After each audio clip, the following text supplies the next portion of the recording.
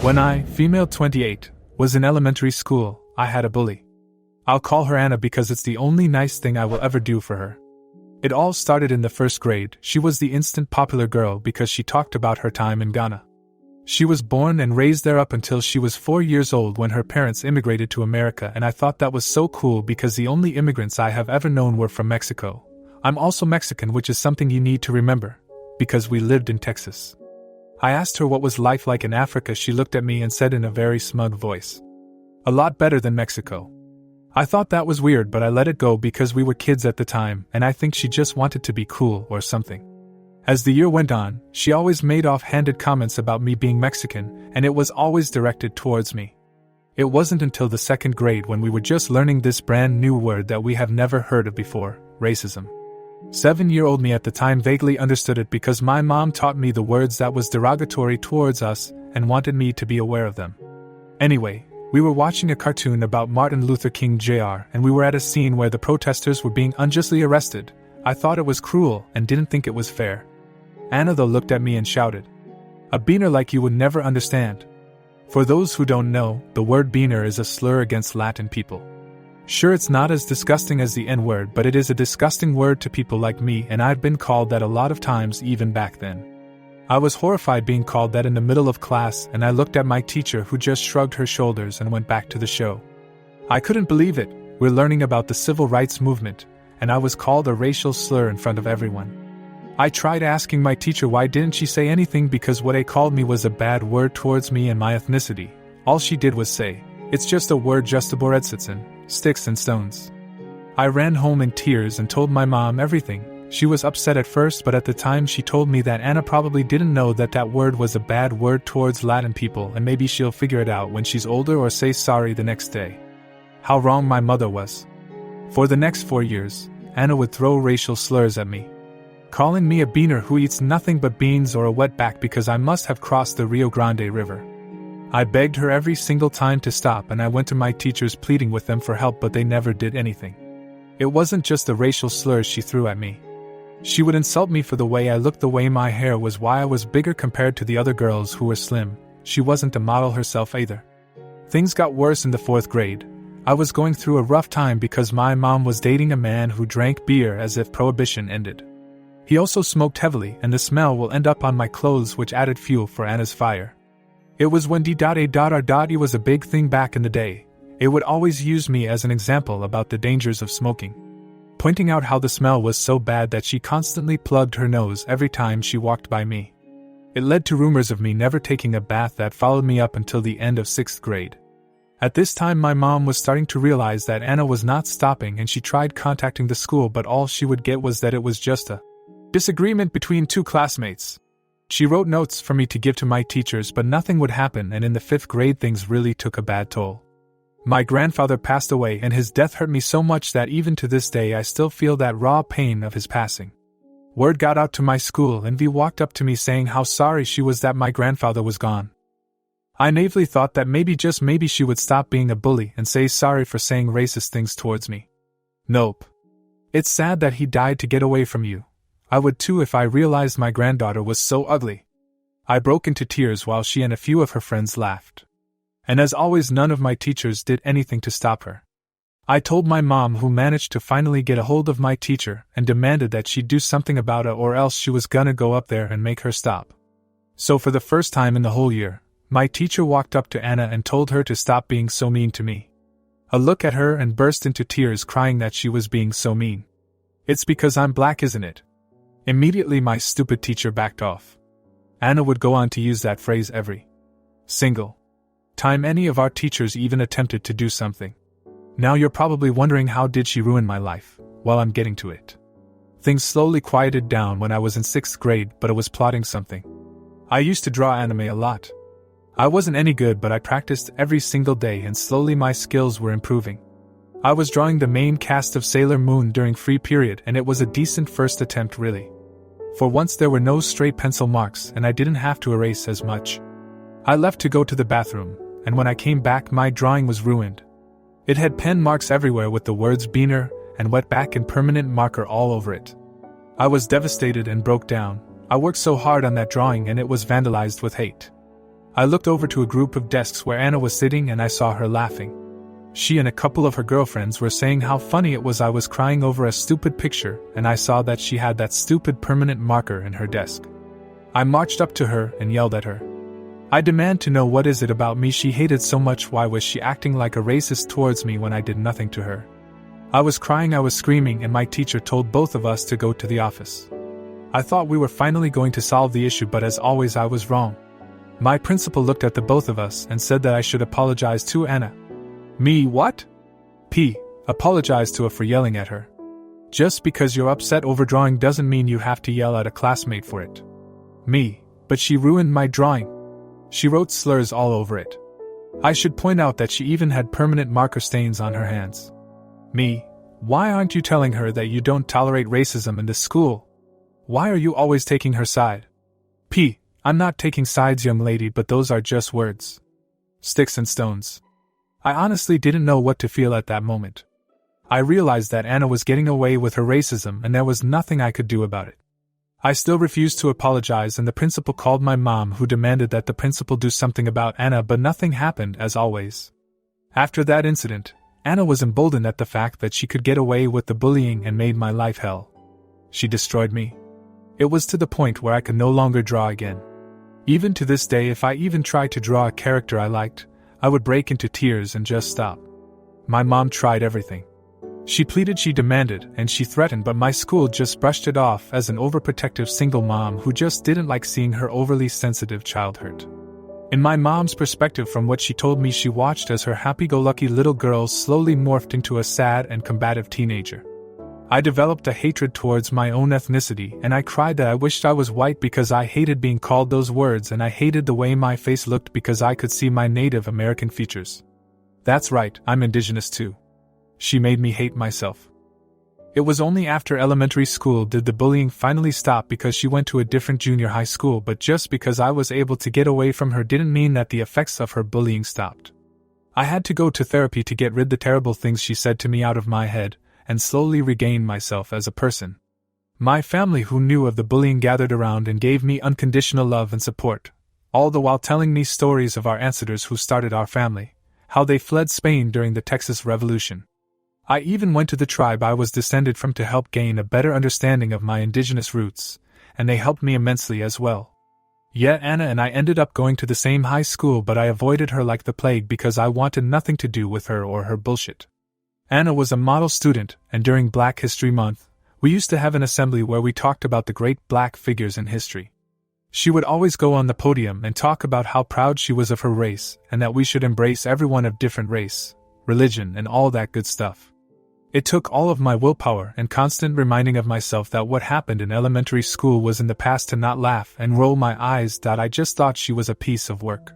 Fast forward to 2021.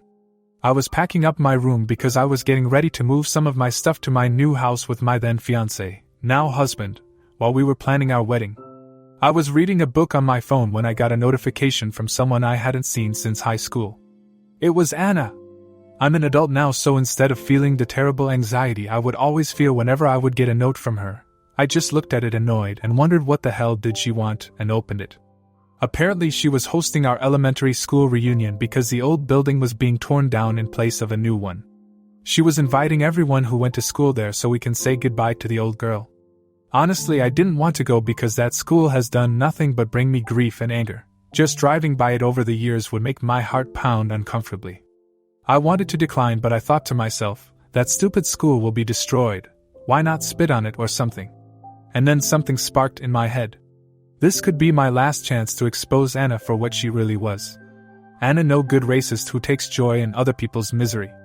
And it wasn't just me she threw racial slurs at. She was like that to everyone. From the girl who was from Delhi to a Chinese student who ended up transferring to a different school because he couldn't take it anymore. The planning. Having dinner with my mom, I asked her if she remembered the girl who used to bully me. She gripped her fork and said that she did remember, and how much she hated that little bitch. I asked her if she remembered going to the school many times to complain about her, and she said yes, and that she had written down everything that was said. And knowing my mom, she never threw anything away because it was important documents. I decided to look into her old files and I found them. It was not only the notes Mom took, but it was also full of the hateful messages Anna wrote to me, even my Sailor Moon drawing that had those terrible racial slurs on it. The terrible feeling of self-hatred and sorrow came back in full. I was close to tears seeing that drawing and those notes. I really wanted to know why she had so much hate in her heart. After calming myself down, I went to work. I printed copies of the notes along with a note from my principal which said it seems that Anna called Justa Beretsits in nasty words based on her ethnicity. It was even signed by that principal, which proved two things. A was a racist and the school knew but refused to do anything. The revenge. The little party was basically a barbecue on the school playground. I showed up in casual clothing and saw my old classmates for the first time in years. To say the least, I was the only one who still looked fresh-faced and not worn down by parenthood. I did catch up to a few of them. Most of them were actually Anna's victims, but unlike me, they ignored her when she would bully them. Looking around, I actually saw some known members of our local equal rights group. I assumed she invited them because Anna made a name for herself over the years since graduation. It almost made me feel sorry for what I was going to do. And when I mean almost, I mean never. The little barbecue went by smoothly, and Anna was talking about the beautiful memories she had at our old school and that she was so thankful that they welcomed her with open arms because she was an immigrant from a faraway country and was worried of not being able to belong.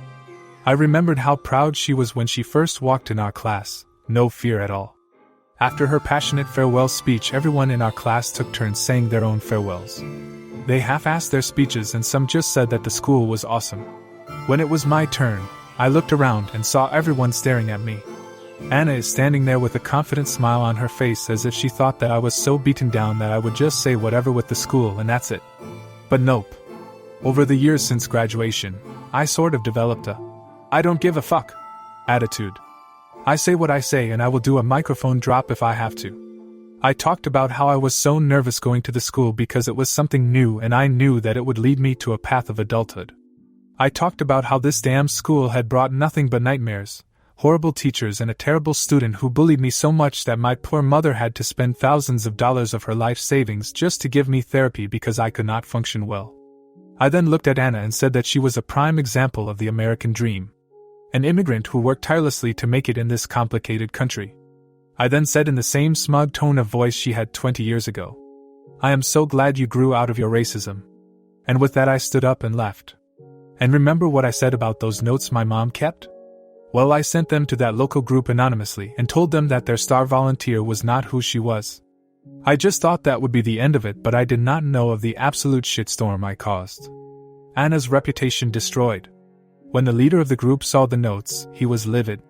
He immediately told her that she was no longer welcomed and said that she was a terrible example for the people they were helping. Her fiancé dumped her, she lost her job, and as it turns out, her parents never knew of the bullying. I guess my principal decided that it wasn't worth calling them years ago. They were angry with her and demanded to know where did she get this attitude because from when I found out her father works in a business that required them to travel to and from Ghana and he worked with many interesting people. On top of that, my former principal apparently lost a special award she got for her contributions to our school district when the superintendent happened to get an envelope containing my mother's notes, and he was just as livid. I got an apology from the school district along with other victims of Anna. They accepted that just to get it over with, but I politely refused, saying that it was too little too late. I did get comments from my former classmates saying that I should have just let it all go, but here's the thing, I did get over it.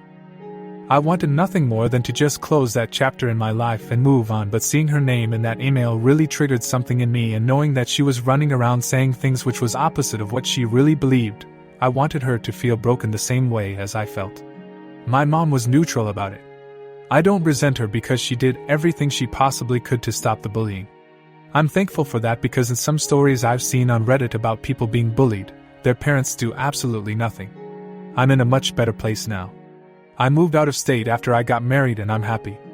Anna has attempted to contact me demanding I apologize for ruining her life, but I just ignored her and blocked her. I wish I knew why she had so much hatred. I was never rude to her. I thought she was cool that she was from Africa. I love their culture and I thought it was awesome that she was a part of it. I also wish I could draw again because it was my only escape from a troubled life I had aside from the bullying. I'm just glad I was able to regain love for who I am as a person of Mexican descent and of indigenous background. Because she really made me feel like I was worthless for it. That's the story of how I ruined the life of my racist bully. With the plot twist was that she was black and I was Mexican. Sure, the words she said were probably just words, but those words were very derogatory to me and many people of my ethnicity, and it's just as degrading as being called an N-word to a black person. And it also shows that even black people can be the worst racists. I'm not saying that all black people are racist because I've met amazing black people in my lifetime who truly believe in racial equality. I wanted to keep this to myself, but after seeing the terrible attacks on Asian Americans since the stupid pandemic happened, I noticed that it was sparking a big debate on who should be charged with hate crime. We're still not there yet when it comes to truly being equal regardless of race, gender, religion, and orientation, but little by little we are becoming a little bit better. Not much, but a little bit. Update. Okay, I really meant it when I said I wasn't trying to start anything when I posted this. But because some people are doubting this, which I'm not surprised, let me clarify a couple of things for you. Why did I still have those notes? Because the bullying happened before social media became a big thing. It was the early 2000s. She saved those notes because I think she was planning on going to the district, but by the time she was able to even consider it, elementary school ended and Anna went to a different junior high. Where does she learn those words? When she first called me Beaner, she noticed my reaction. Bullies will tell you anything just to get a reaction out of you, the strongest reaction the better. I even told her not to call me that word because it was a slur, but that didn't stop her. And why did it cause that district to apologize? Because it wouldn't be the first time they were accused of covering up bullying based on race. They were already going through a lawsuit over a recent incident similar to mine, and they just wanted to avoid any legal repercussions. But as I said, I don't care about that school anymore. It can go to hell for all I care.